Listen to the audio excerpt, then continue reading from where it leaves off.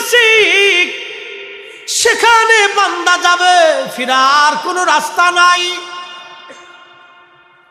সেখানে যাবি পশ্চিম বাড়িঘোনার মুসলমান, বাবাজি আমার বয়স কিন্তু শেষ হয়ে যাচ্ছে, যতদিন যায় বয়স শেষ হয়ে যায়, বয়স বাড়ে না, বয়স কমে যায়, কমে যায়, কমে যায়, কমে যায়।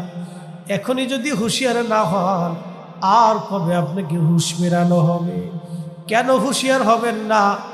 কেন হুঁশিয়ার হবেন না? সামান্য মিথ্যা জীবনের জন্য আখিরাতের বিরাট জিন্দেগি কেন আপনি বরবাদ করে দিবেন? বড় কঠিন জায়গা কবর, কবর, কবর। Out of side, out of mind. মানুষ চোখের আড়াল হলে মনের আড়াল হয়ে যায়। কবরের ভিতরে কঠিন আযাব হবে। আল্লাহর হাবিব কবরের পাশ দিয়ে যাচ্ছে, নবীজি কবরের পাশে দাঁড়ায় গেলেন। পাশে একটা খেজুর গাছ, সাহাবীদেরকে বললেন একটা তাজা ডাল কেটে নিয়ে আসো।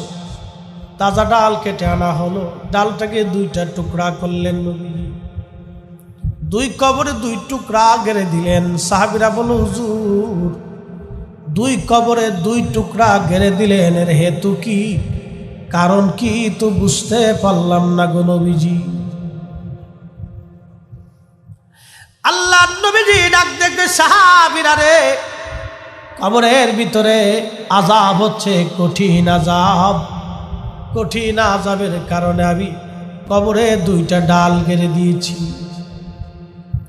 ওই ডাল যত সময় ধরে জিকির করবে তত সময় পর্যন্ত কবরের আযাবকে আল্লাহ হালকা করে দেবে। একবার জোরে বলা যাবে কি সুবহানাল্লাহ? এই জন্য বলি রাতের আধারে মায়ের কবরের পাশে দাঁড়ায় যাবেন, মা গো, ও মা তুমি কেমন আছো? কত রজনী তুমি মা আমারে আগলায় রাখছো, বুকের মধ্যে ধরে রাখছো। কত রজনী তুমি মাকে ছাড়া আর ঘুমাইতে পারি নাই। আজকে মা কতটা বছর হইছে তুমি কবরের মধ্যে ঘুমাও, তোমার খোঁজ আমি নিতে পারি নাই। সূরা ইয়াসিন পড়ে ফেলেন, ইখলাস পড়ে ফেলেন, সূরা নাস আপনি পড়ে ফেলেন, দুরূদ শরীফ আপনি পড়ে ফেলেন, সূরা ফাতিহা পড়ে হাতটা বাড়াইয়া আল্লাহর দরবারে চোখের পানি ছেড়ে দিয়ে কেঁদে দেন, রাব্বির হামহুমা কামা রাব্বায়ানি সগীরা। যেইভাবে আমার মালিক আমার মা দুলিয়ে দুলিয়ে দুলিয়ে দুলিয়ে আমাকে দুনিয়ার মধ্যে লালন পালন করছে, আমার আব্বা যেইভাবে হাতে করে হাতে ধরে কাঁধে করে পিঠে করে নিয়ে ঘুরে বেড়াইছে, আমি খোকার সুখের জন্য বাবা দিনরাত পরিশ্রম করছে, মাথার ঘাম পায়ে ফেলাইছে। আল্লাহ ছোটকালে মা বাবা যেভাবে আমাকে আদর করে করে চুমায় চুমায় ভরে দিয়ে আমাকে লালন পালন করলো, তুমি আল্লাহ আমার আব্বা আম্মার এই কবরের জিন্দেগিতে জান্নাতের বাগানে লালন পালন করো। আল্লাহ নবী বলেন উম্মত্রিক, মায়ের কবরের পাশে যদি তুমি দাঁড়াও, তোমার আমল নামায় একটা কবুল ওমরা হজের নেকি আল্লাহ লিখে দিবে। আর তুমি যখন মা বাবার কবরের পাশে দাঁড়ায়া চোখের পানি ছেড়ে দিবা, সঙ্গে সঙ্গে বাবা মার কবরের আযাবগুলি আল্লাহ মাফ করে দেবে। জোরে বলেন সুবহানাল্লাহ। বাড়ি ঘোনার মুসলমান মনোযোগের সাথে শুনবেন আমার বিষয়, কবরের আযাব বড় কঠিন একটা বিষয়।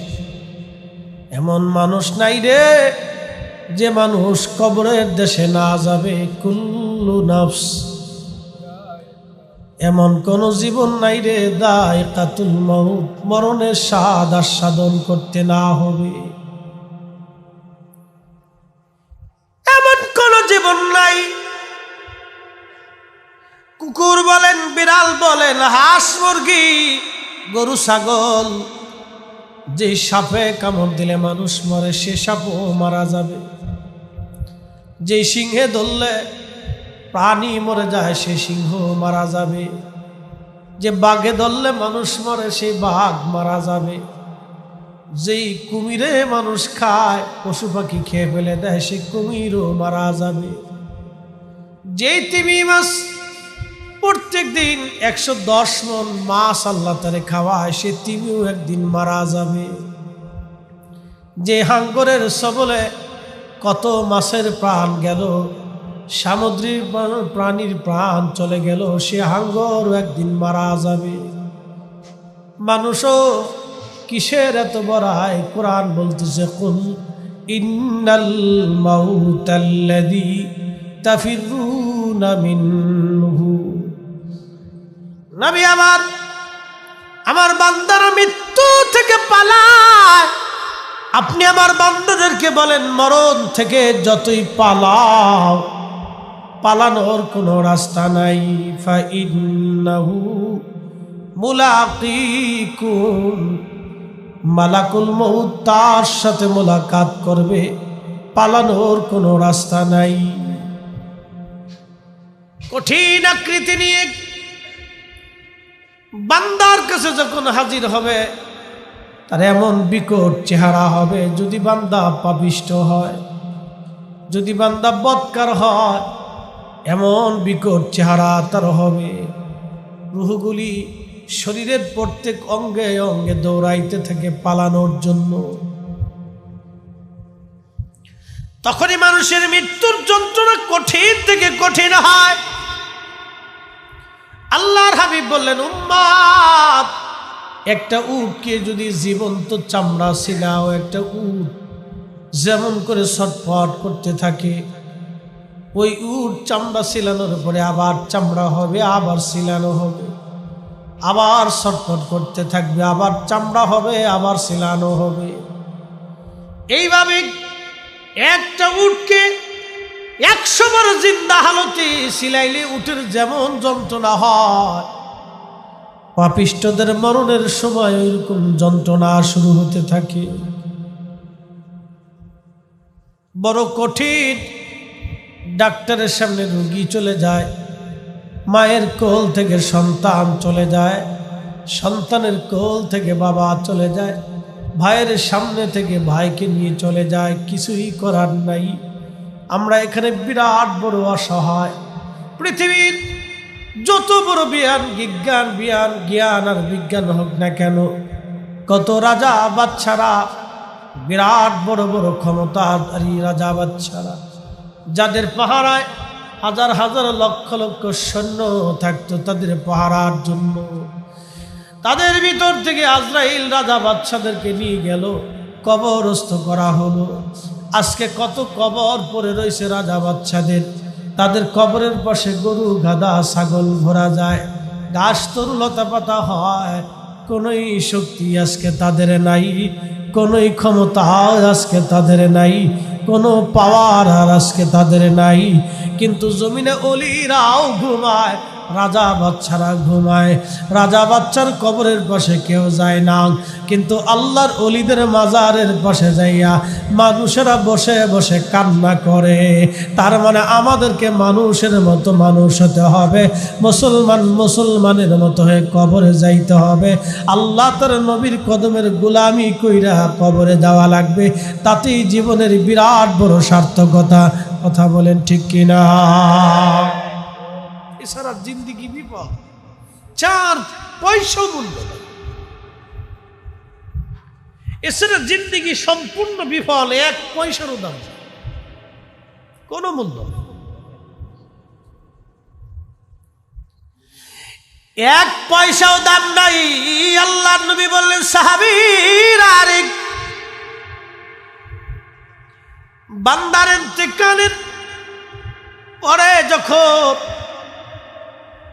গোসল করানোর জন্য পানি গরম করা হয়, গোসলখানায় নিয়ে যাওয়া হয়, ও বান্দা তখন কেঁদে কেঁদে রুহুটা কাদের বলে, সন্তান রে, এত তাড়াতাড়ি কি আমারে কবরে নিয়ে যাবা? গোসল করাইয়া খাটিয়ে করে যখন কবরের দিকে নিয়ে যায়, রুহু তখন কাদের, সন্তান রে, 40 বছর ধরে তোরে আগলায় রাখলাম, এত তাড়াতাড়ি আমার কবরের মধ্যে নিয়ে যাচ্ছ। পৃথিবীর যত বড় রাজা বাচ্চা হোক, মরে যাওয়ার পরে যত তাড়াতাড়ি সম্ভব কবরের দিকে নিয়ে যাওয়া হয়। কারণ কি জানেননি, মানুষের ইন্তেকালের পরে 24 ঘন্টা পরে পায়খানা রাস্তা দিয়ে একটা পোকা বের হয়ে তামাম শরীর ভরে পোকাটা ছড়ায় যায়। আহা, কত বড় দেমাগওয়ালা, কত বড় দেমাগওয়ালা, সম্পদওয়ালা, ক্ষমতাওয়ালা, কত বড় বড় অফিসার, কত বড় বড় সেনাধ্যক্ষ, কত বড় বড় ডিসিএসপি, সবই মরার পরে 24 ঘন্টার ভিতরে সব শেষ, কিচ্ছু নেই। পায়খানার রাস্তা দিয়ে পোকা চাবাম শরীর সরাইয়া গন্ধ ছড়াইতে থাকে, প্রচন্ড গন্ধে গ্রামের মানুষ বলবে তাড়াতাড়ি করে কবরে দিয়ে দাও। যে সন্তানের জন্য সুদের কারবারি করিয়া, ঘুষের কারবারি করিয়া জমি জমা বানাইলেন, এই সন্তান বলবে তাড়াতাড়ি কবরে দিয়ে দাও, গন্ধ আসে। যে বিবির জন্য রে হালাল হারাম বাঁচলেন না, সেই বিবিও বলবে তাড়াতাড়ি কবরে দিয়ে দাও, গন্ধ ছড়ায়। ইন্তেকালের মাত্র 12 ঘন্টার ভিতরে আপনার সব শেষ হয়ে গেল, কবরে নিয়ে যাওয়া হচ্ছে। বড় কঠিন। নবীজি বললেন, আয়েশা রে, তুমি কি জানো মানুষের কঠিন সময়টা কখন? বলে, আল্লাহু রাসূলু আলাম, আল্লাহ তার নবী ভালো জানে। আল্লাহর হাবিব বলেন, আয়েশা, যখন বান্দারে খাটিয়ায় করে কবরে নিয়ে যাওয়া হয়, তখন রুহুটা কাঁদতে থাকে, তার কান্না কেউ শোনে না। সন্তান কাঁধে করে নিয়ে যায় কবরে, রুহু কাঁদতে থাকে, কিন্তু কেউ তার কান্না শোনে না। কবরের আযাব যদি আমরা দেখিতাম,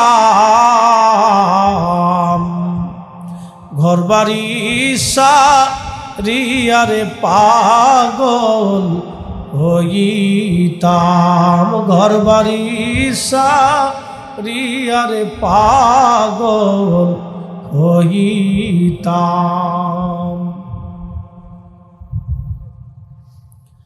পশ্চিম বাড়িখনের মুসলমান, নবীজি বলেন, আয়েশা, তারপরে কি জানো কোন সময়টা কঠিন? বলে, আল্লাহ রাসূলু আলাম। বলে, কবরে যখন নামানো হয়, রুহু মনে মনে ভাবে, বুঝি আমার সঙ্গে 2 জন লোক যাবে, যারা কবরের মধ্যে 2 জন নামে। কবরের ভিতরে শুয়ে তারা যখন উঠে চলে আসে, তখন রুহু আরো জোরে জোরে কাঁদতে থাকে, আহা সাথীরা রে, কবরে রেখে চলে যাচ্ছ, আজ আমি বড় একা হয়ে যাচ্ছি। ও তোর খালি হাতে একা পথি যাইতে হবে, মন বেরি দেখ না মন ঝাঁক মারি দুনিয়াদারি, ভাই বন্ধু আপন জনা সঙ্গে তোমার কেউ যাবে না রে। ও তোর খালি হাতে একা পথি, খালি হাতে একা পথি যাইতে হবে, মন বেরি দেখ না মন ঝাঁক মারি দুনিয়াদারি।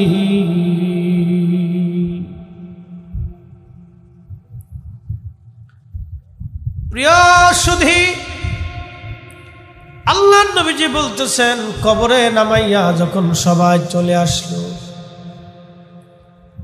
আপনি তখন কি করবেন জানেননি?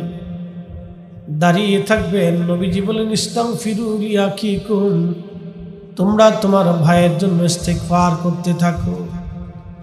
অনেক সময় কবর দিয়ে আমরা তাড়াহুড়া করে চলে আসি, যত তাড়াতাড়ি সম্ভব সরে যাই। চট্টগ্রাম আছে কিনা জানি না, আমাদের ফরিদপুরের অঞ্চলে কিছু মানুষ আছে, বলবে তাড়াতাড়ি কবর থেকে চলে যাও, সরে যাও। তার কবরে মুনকার নেকির আসবে, মুনকার নেকিরের জন্য পাগল হয়ে যায়।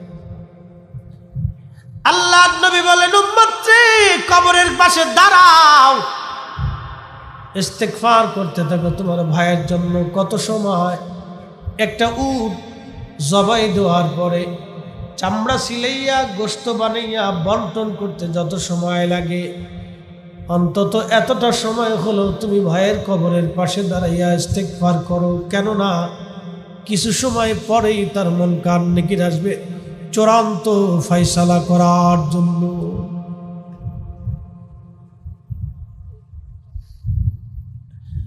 আসিয়া প্রশ্ন হবে, মার রাব্বুকা ওয়া মা দীনুকা মা কুনতা তাকুলু ফি হাক্কি হাযার রাজুল। তিনটা প্রশ্নের জবাব যদি না দিতে পারেন, আখিরাতের বাকি মঞ্জিলগুলি বিরাট বড় কঠিন হয়ে যাবে। উসমান গনি জিন্নুরাইন রাদিয়াল্লাহু আনহু কবরের পাশে দাঁড়ায় কাঁদতে কাঁদতে তার ঢেকসি উঠে যাইত, শরীর হাত পা গুলি কাঁপতে থাকত। উনি যখন কোনো কবরের পাশে জিয়ারত করতেন, কাঁদতে কাঁদতে শরীরে কাঁপন উঠে যেত। সাহাবীরা জিজ্ঞেস করল, আমিরুল মুমিনিন, কবর দেখলে আপনি এইভাবে কাঁদেন কেন? অথচ দুনিয়া থেকে আল্লাহর নবী আপনাকে জান্নাতের সার্টিফিকেট দিয়েছে। আমার রসুলের দুইটা নূর কন্যা আপনার সাথে বিয়ে দিয়েছে। নবী বলতেন, আমার আরো কন্যা যদি থাকতো তাহলে আমি আরো কন্যা আমার উসমানের সাথে বিয়ে দিতাম। এতই ভদ্র সাহাবী ছিলেন, এতই শরীফ নম্র সাহাবী ছিলেন তিনি, দানশীল দানবীর।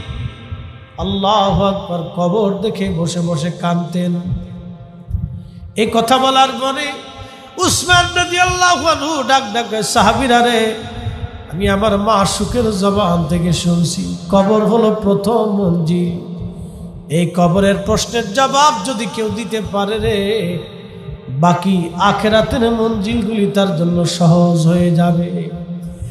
আর এই কবরের তিনটা প্রশ্নের জবাব যদি দিতে না পারে, তার জন্য আখিরাতের বাকি মঞ্জিলগুলি বড় ভয়াবহ হবে, বড় কঠিন হবে। রে বিদায় আমি কবরের পাশে ওই ভয়ে কান্দি। আমি উসমান গনির কোনো ভুলের জন্য যদি আল্লাহ পাকড়াও করে বসে, যদি আমি জবাব দিতে না পারি, আমি উসমানের জীবন বৃথা হয়ে যাবে। একবার জোরে বলা যাবে কি আল্লাহু আকবার। এইভাবে তারা আল্লাহকে ভয় করতেন, আল্লাহকে ভয় করতেন। এই জন্য আল্লাহ বললেন, রাদিয়াল্লাহু আনহুম ওয়া রাদু আনহু যালিকা লিমান খাশিয়া রাব্বা। আমি আল্লাহ তাদের উপরে খুশি, তারা আমি আল্লাহর উপরে খুশি। যালিকা লিমান খাশিয়া রাব্বা, এই জন্য খুশি তারা আমি আল্লাহকে ভয় করত, ভয় করত, ভয় করত। আমি আল্লাহকে তারা ভয় করত, ভয় করত। আমরা তো আল্লাহকে ভয়ই করি না। সাপরে যেমনে ডরাই এমনি ভয় করি না। আমার দেশের মহিলারা তেলা পোকা, সার পোকা, উই পোকা। আমার দেশের নারীরা জোকেরে যেমনে ভয় পায় সেইভাবে আল্লাহরেও ভয় পায় না। আমরা যেমন চোর ডাকাতরে ভয় পাই, তেমন আল্লাহকে ভয় পাই না। আমরা যদি আল্লাহকে ভয় করতাম, তাহলে আজকে মুসলমানের করুণ দশা হতো না। কথা বলেন ঠিক কিনা? কবরের ভিতরে কঠিন আযাব হবে। আল্লাহর হাবিব কবরের পাশ দিয়ে যাচ্ছে, নবীজি কবরের পাশে দাঁড়ায় গেলেন। পাশে একটা খেজুর গাছ। সাহাবীদেরকে বললেন, একটা তাজা ডাল কেটে নিয়ে আসো। তাজা ডাল কেটে আনা হলো। ডালটাকে দুইটা টুকরা করলেন নবীজি। দুই কবরে দুই টুকরা গেড়ে দিলেন। সাহাবীরা বলল, হুজুর, দুই কবরে দুই টুকরা গেড়ে দিলেন, এর হেতু কি? কারণ কি তো বুঝতে পারলাম না গো নবীজি। আল্লাহর নবীজি ডাক দেখে সাহাবীরা রে, কবরের ভিতরে আযাব হচ্ছে, কঠিন আযাব। কঠিন আযাবের কারণে আমি কবরে 2টা ডাল গেড়ে দিয়েছি। ওই ডাল যত সময় ধরে জিকির করবে তত সময় পর্যন্ত কবরে আযাবকে আল্লাহ হালকা করে দেবে। একবার জোরে বলা যাবে কি সুবহানাল্লাহ? চিৎকার মেরে বলেন আল্লাহু আকবার। অ্যাটেনশন। কয়টা ডাল গাড়ছে? 2টো। কয় কবরে? 2 কবরে। কবরের আযাব মাফ হবে কিসের কারণে? ডালের জিকির।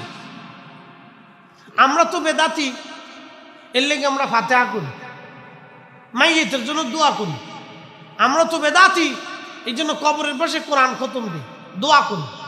আমরা তো বেদাতি, এই জন্য মাইয়িত মারা দেওয়ার পরে ওলামায়ে কেরাম এনে তলবে ইলমদেরকে দাওয়াত করে কোরআন খতম দিয়ে, কালমা খতম দিয়ে মাইয়িতের জন্য দোয়া করি। আমরা বেদাতি। তো আল্লাহ রসুলকে জিজ্ঞেস করার দরকার, ইয়া রাসূলুল্লাহ, আপনি যে খেজুরের ডাল গেড়ে দিলেন, তো খেজুরের ডালের জিকিরে যদি কবরের আযাব মাফ হয়, তাহলে আমরার অপরাধটা কি? আমরা বেদাতি। কথা বুঝেন নাই মনে হয়? আমরা তো বানাইছি বেদাতি।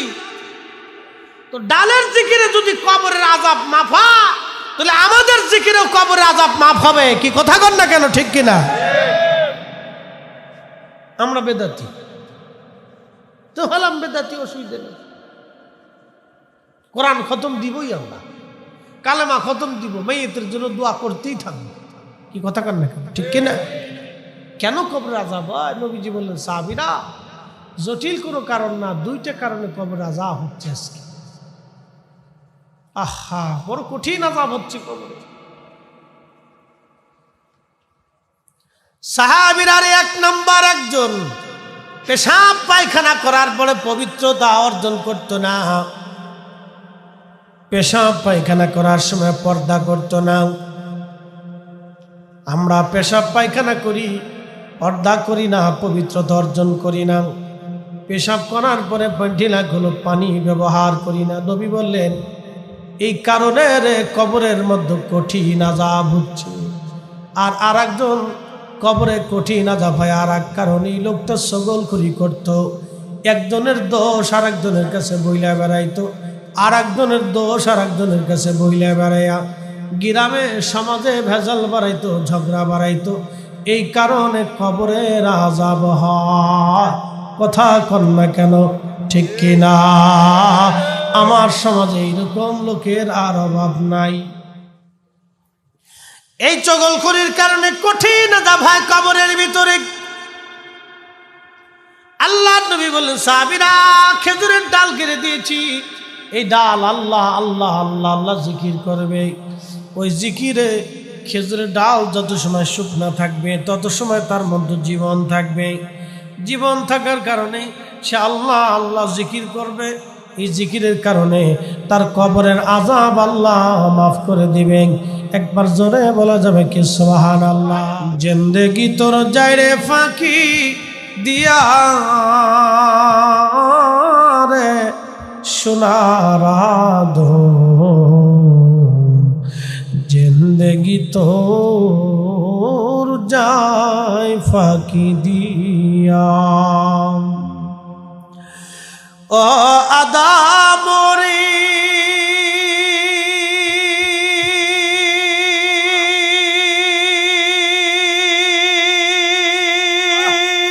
পাক ধরিয়ে গেছে দাড়ি, দন্তবাসে গুটাচারি, সমন জারি গিয়াছে করিয়ারে সোনার দেখি তোর যায় ফাঁকি দিয়া। জিন্দেগি তোর যায় রে ফাঁকি দিয়া রে সোনার জিন্দেগি তোর যায় ফাঁকি দিয়া। শেষ জিন্দগি, অল্প সময়, সামান্য সময়, যে কোনো সময় গেট আউট, যে কোনো সময় গেট আউট। ওমা তাদেরি নাফসুম বিআইয়ি আরদিন তামুত, মরণ যেখানে আছে বান্দা সেখানে যাবেই। কথা কোন ঠিক কিনা? মৃত্যু যেখানে আছে সেখানে বান্দা যাবে, ফিরার কোনো রাস্তা নাই, সেখানে যাবি। পশ্চিম বাড়ি ঘোনার মুসলমান বাবাজি, আমার বয়স কিন্তু শেষ হয়ে যাচ্ছে, যতদিন যায় বয়স শেষ হয়ে যায়, বয়স বাড়ে না, বয়স কমে যায়, কমে যায়, কমে যায়, কমে যায়। এখনই যদি হুঁশিয়ার না হন, আর কবে আপনাকে হুঁশ মেরানো হবে? কেন হুঁশিয়ার হবেন না? কেন হুঁশিয়ার হবেন না? সামান্য মিথ্যা জীবনের জন্য আখিরাতের বিরাট জিন্দেগি কেন আপনি বরবাদ করে দিবেন? বড় কঠিন জায়গা কবর, কবর, কবর। Out of side, out of mind. মানুষ চোখের আড়াল হলে মনের আড়াল হয়ে যায়। চির সত্য কথা বাবা, যে লেখছে খুব গবেষণা করে লেখছে, চোখের আড়াল হলে মনের আড়াল হয়। দাদা দাদি, নানা নানি, বাবা মা, কেউ না কেউ কারো কবরে চলে গেছে, এখানে আমি জানি, ঠিক কিনা? যদি প্রশ্ন করি, একজনকে দাঁড়ায় বলি, বাবা দাঁড়ান তো, মায়ের কবরের পাশে কতদিন আগে গেছিলেন? কেউ হয়তো বলবে 6 মাস, কেউ বলবে 1 বছর, কেউ বলবে 1 মাস। যদি জিজ্ঞেস করি, বাবারে মার কবরের পাশে দিনে কয়বার যান? বলে একবারও না। কারণ কি? মা তো চোখের আড়াল হয়ে গেছে, মনের আড়াল হয়ে গেছে। সামনে নাতি পাইলেন, নাতি নিয়ে আনন্দ করলেন, সামনে বন্ধু পাইলেন, বন্ধু নিয়ে আনন্দ করলেন, ডাইনে ভাই পাইলেন, গল্প গুজবে মেতে গেলেন। কিন্তু আপনি জানেন না, আপনার মা আপনাকে লালন পালন করতে যাইয়া কত রজনী মার ঘুম নষ্ট হয়েছে রে। ওই মা আজকে কবরের জিন্দেগিতে ঘুমায়, আপনি মায়ের কবরের পাশে দাঁড়াইতে পারলেন না, মার কথা আপনি আজ ভুলে গেলেন। আমার রব আল্লাহ ডাক দিয়ে বলেন, বান্দারে, ও বান্দা তুমি ভুইল না, আমার জমিনে কিছু বান্দা থাকবে যারা ফতোয়া দিবে, নিষেধ করবে, কিন্তু আমি আল্লাহ শিখাই দিলাম, রাব্বির হামহুমা কামা রব্বায়ানি সগীরা। একসাথে বলেন, রাব্বির হামহুমা কামা রব্বায়ানি সগীরা। এই দোয়া আমরা শিখাই নাই, আমার আল্লাহ শিখাইছে। এই দোয়ার অর্থ আপনাদেরকে আজ বুঝাই দিয়ে যাই। রাব্বির হামহুমা কামা রব্বায়ানি সগীরা। আল্লাহ, আপনি ওইভাবে আমার আব্বা আম্মারে লালন পালন করেন জান্নাতে, যেইভাবে আমার আব্বা আম্মা ছোটকালে আমারে লালন পালন করেছে, ছোটকালে লালন পালন করেছে। কোলের ভিতরে মা পেশাব করে দিয়েছেন, পেশাব করার সঙ্গে সঙ্গে মা বেজার হয় নাই, আপনার পেশাব করার সাথে সাথে মা পেশাব পরিষ্কার করিয়া আপনার আবার চুমা লাগাইছে। আপনি বাবার কাঁধের মধ্যে পেশাব করে দিয়েছেন, বেজার হয় নাই, বাবা আপনারে পরিষ্কার করে আবার কাঁধে নিয়ে রাস্তায় হেঁটেছে। আপনি বাবার কোলের মধ্যে পায়খানা করে দিয়েছেন, বেজার হন নাই, পায়খানা পরিষ্কার করে বাবা আপনারে আবার কোলে করে নিয়ে বসে থেকেছে, কোলের মধ্যে নিয়ে ঘুরে বেড়াইছে। আপনার সুখের আশায় শীত বর্ষা গ্রীষ্ম গুলি মানে নাই। আহা, আপনার বাবা রুজির জন্য রাস্তায় বের হয়ে গেছে। আল্লাহ বলে, বান্দারে তুমি সেইভাবে দোয়া করো, তোমার ছোট্ট কালে দুলিয়ে দুলিয়ে গরমে রেখে মা শীতের মধ্যে ঘুমাইয়া আপনারে আমার বুকের মধ্যে রেখে আমার আরাম করে ঘুম করাইছে। আল্লাহ, সেইভাবে আমার আব্বা আম্মার জান্নাতে লালন পালন করাও, যেইভাবে ছোটকালে আমার আব্বা আম্মা আমারে লালন পালন করেছে, এইভাবে আমার আল্লাহ কোরআনে দোয়া শিখাই দিয়েছে। একবার জোরে বলা যাবে কি আল্লাহু আকবার।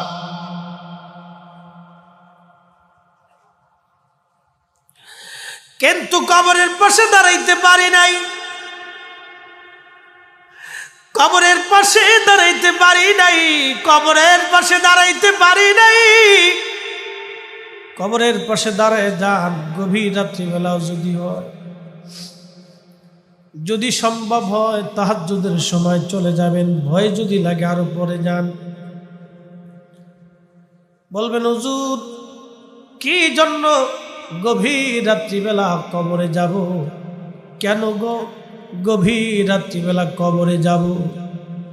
আমি বলি ভাই রে, এমন একটা সময় কবরের পাশে দাঁড়ান যখন নীরব। বলবেন হুজুর কবরের পাশে দাঁড়াবো যদি ভূতে ধরে। আহা না না না, আল্লাহর হাবিব জান্নাতুল বাকিতে রাত্রিবেলা জিয়ারত করতে যাইতেন। আম্মা জান আয়েশা হাত দিয়ে দেখতেছে ঘরের মধ্যে নবীজি নাই, মনে করলেন অন্য কোনো বিবির ঘরে গেছেন। উঠে বের হয়ে তালাশ করে দেখে না অন্য কারো ঘরে নবী যান নাই, তো নবী কোথায়?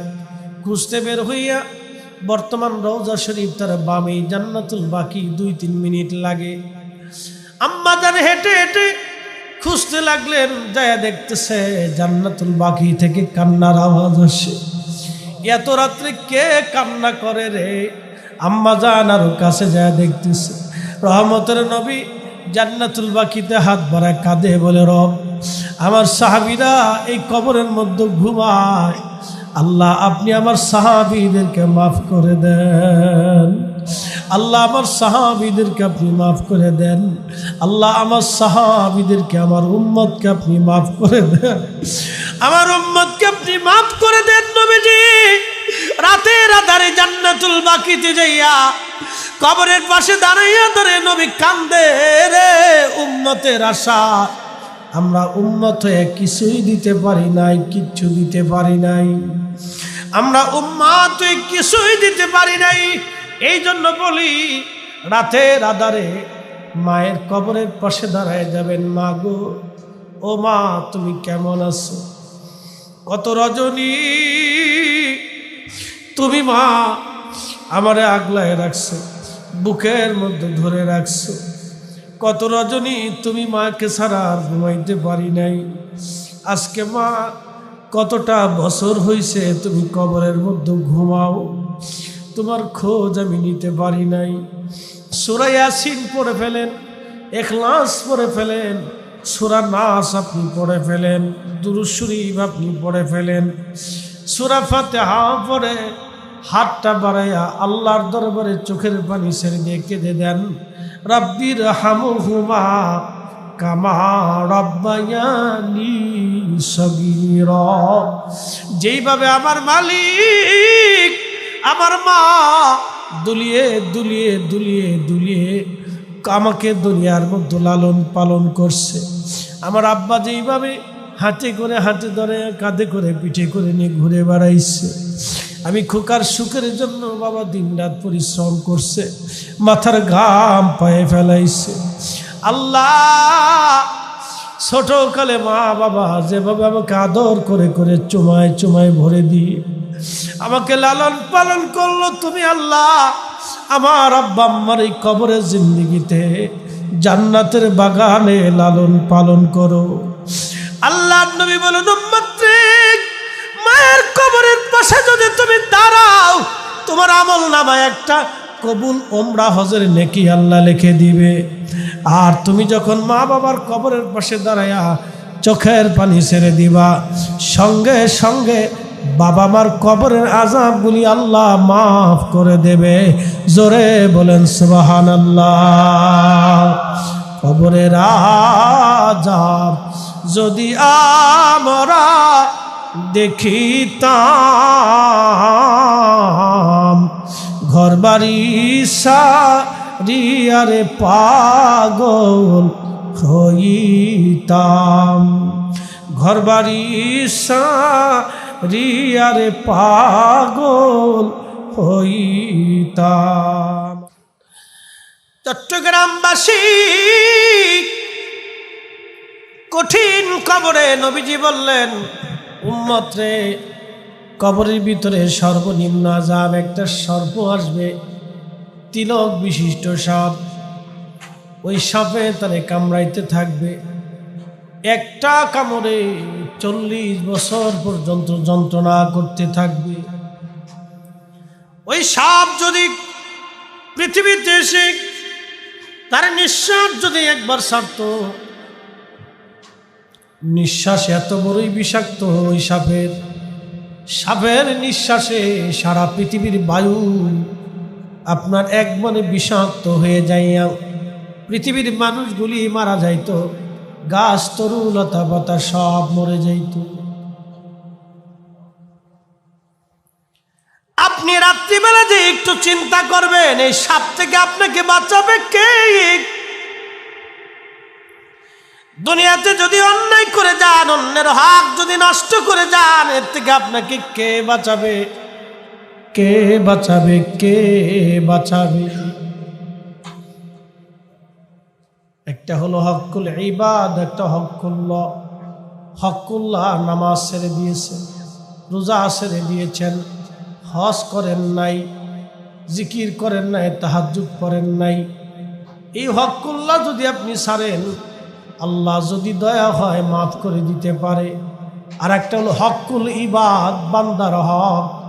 আপনি নষ্ট করেছেন, কারো জমি কেড়ে নিয়েছেন, টাকা নিয়েছেন আর আপনি ফেরত দেন নাই, মেরে দিয়েছেন। অন্যের হকগুলি মারিয়া বিরাট বড় বড় বাড়ি গাড়ি করেছেন। সরকারি চাকরি করতে যাইয়া রাষ্ট্রের সম্পদ আপনি চুরি করে নষ্ট করে দিয়েছেন। 18 কোটি মানুষের হক আপনি মেরে দিয়েছেন। বাজান বন্ধু আমার, এখান থেকে কেউ আপনার মাফ করতে পারবে না, আল্লাহ রসুল আপনার জন্য সুপারিশ করবে না, কারণ আপনি হকুল ইবাদ নষ্ট করে দিয়েছেন, বান্দার হক। আল্লাহ বলবে, বান্দা তুমি তাদের কাছ থেকে ক্ষমা নিয়ে আসো, আমি আল্লাহ তোমারে ক্ষমা করে দিব। আমার বান্দার হক মারছ, বান্দা মাফ না করা পর্যন্ত আমি মালিক মাফ করতে পারবো না। এটা কঠিন বলে দিয়ে যাচ্ছি, ইসলাম বুঝে যাবেন। খালি টুপি মাথায় দিয়ে মসজিদে ঢুকলে ইসলাম হয় না। আল্লাহ নবীজি কোন সাহাবীর ইন্তেকালের পরে কবরে দেওয়ার আগে নবী বলতেন তার কোনো ঋণ আসেনি। আল্লাহ নবীজি বলতেন তার কোনো ঋণ আসেনি। সাহাবীরা বলতেন হুজুর অমুক অমুক ঋণ আছে, নবীজি বলতেন দিয়ে দাও। বলে গরিব মানুষ, আল্লাহ নবী সাহাবীদেরকে বলতেন সাহাবীরা রে, তোমরা কিছু কিছু দিয়ে তারে ঋণ মুক্ত করে কবরে নামাও, আমার এই উম্মতরে ঋণ দিয়ে কবরে নামাইও না, ঋণ দিয়ে তারপরে কবরে নামাইও না। বড় কঠিন, বিরাট কঠিন। আপনি যদি বুঝেন, নবী বলতেন সাহাবীরা উম্মতরে ঋণ দিয়ে কবরে নামাইও না, ঋণ মুক্ত করে নামাও। কারণ হকুল ইবাদ আপনি মাফ করতে পারবেন না, হকুল্লাহ এটা আল্লাহ মাফ করতে পারে। ইসলাম আপনাকে বুঝতে হবে আসল ইসলাম কি, আসল দিন কি আপনাকে বোঝা লাগবে। আজ প্রিয় নবীজি ডাকতে বলতেন সাহাবীরা হকুল্লাহ আল্লাহ মাফ করবে, কিন্তু হকুল ইবাদ আল্লাহ মাফ করবে না। তারে ঋণ দিয়ে কবরে নামায়ও না, ঋণ মুক্ত করে কবরে দাও। এই জন্য আমরা অনেক সময় বলি জানাজার সময় কেউ আসো, তার কাছে কিছু পাওনি, যদি পাও তাহলে আসো, যদি কেউ না থাকে তাহলে ছেলেদের কাছ থেকে নিয়ে নাও। কিন্তু উচিত হলে এই সময় বলেন, যদি কেউ কিছু পান এখনই দিয়ে দেওয়া লাগবে, এখনই দিয়ে ঋণ মুক্ত করে তারে কবরে নামাবো।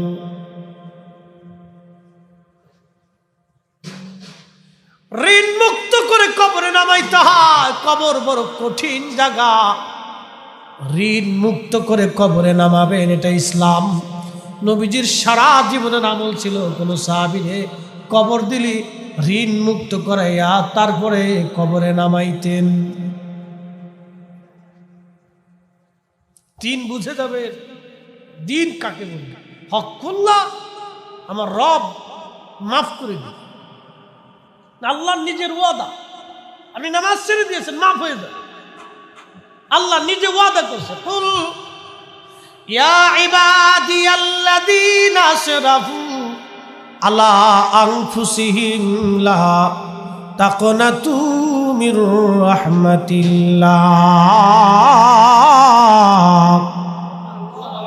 এ বান্দা, হাবিব উম্মতকে বলে দেন, হে আমার বান্দারা, তুমি নফসের সাথে যত জুলুম করে ফেলছো, যত কবিরা গুনাহ করে ফেলছো, চিন্তার কারণ নাই। আমি মালিক, আমার রহমত থেকে নিরাশ হইও না, নিরাশ হইও না, নিরাশ হইও না। কিন্তু আপনি আমার টাকা মেরে দিয়েছেন, আমি ক্ষমা না করা পর্যন্ত মালিক ক্ষমা হবে করবে না। এই জন্য ঋণ মুক্ত হয়ে কবরে যাবেন, ঋণ মুক্ত হয়ে কবরে যাবেন। যদি দিন বুঝে থাকেন তো ঋণ মুক্ত হয়ে কবরে যাবেন, মরার আগে কোনো ঋণ রাখবেন না, কোনো ঋণ রাখবেন না। প্রিয় মুসলমান, কবরের জিন্দেগি বড় কঠিন, বড় কঠিন জীবন, বড় কঠিন জীবন, বড় কঠিন। এই জন্য আল্লাহ নবী কোন সাহাবীর কবরের পাশে বসে থাকতেন, দোয়া করতেন, দীর্ঘ সময় দোয়া করতেন, দীর্ঘ সময় নবী দোয়া করতেন, বসে থাকতেন, দীর্ঘ সময় নবীজি কবরের পাশে বসে থাকতেন। আম্মাজান খাদিজার ইন্তেকালের পরে লাঠির উপরে ভর দিয়ে নবী দীর্ঘ সময় দাঁড়িয়েছিলেন, দীর্ঘ সময় নবীজি দাঁড়িয়েছিলেন। আম্মাজান আয়েশা সিদ্দিকা একদিন বলতেছিলেন, আল্লাহর নবী আমারে নিয়ে বর্তমানে হাজুন গোরস্থানে গেলেন। যে গাধার পিঠে চড়ে আমরা দুইজন গিয়েছিলাম, ওই গাধার রশি ধরে আমি হাজুনের বাহিরে দাঁড়ায় রইলাম। আল্লাহর হাবিব হাজুনের পাশে দাঁড়ায়া দাঁড়ায়া খুব কানতে কানতে নবীজির কান্না বেড়ে গেল। কানতে কানতে নবীজির হাত পা গুলি, চোখ বেয়ে পানি পড়তে লাগলো। নবীজির কান্না দেখে আমি আয়েশা আর স্থির থাকতে পারলাম না। আমি গাধার রশি ধরে ধরে দাঁড়ায় দাঁড়ায় কাঁদতে লাগলাম। এত কান্না কাঁদছে, ঘুমাবেন না, আমার দিকে তাকা। তাহাজ্জুদের সময় এখন, এই সময়ের দোয়া কবুল হয়ে যাবে, একটা লোক ঝিম দিবে। আল্লাহর নবী কাঁদতে কাঁদতে ঢেকসি উঠে গেল। আল্লামা ইমাম জালালউদ্দিন সুয়ুতি মাসালিকুল হুনাফা বিওয়ালিদাইল মুস্তাফার মধ্যে হাদিস খানা লেখছেন।